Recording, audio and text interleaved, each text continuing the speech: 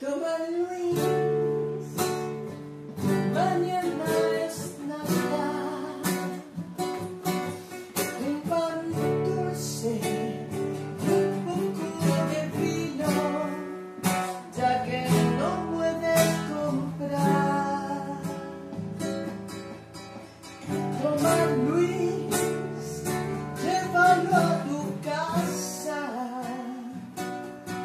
y podrás, junto con tu padre, la Navidad festejar.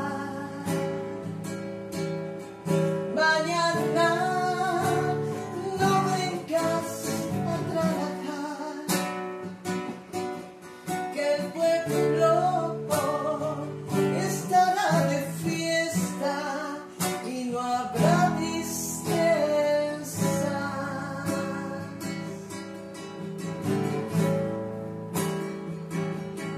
Señora, gracias por lo que me da,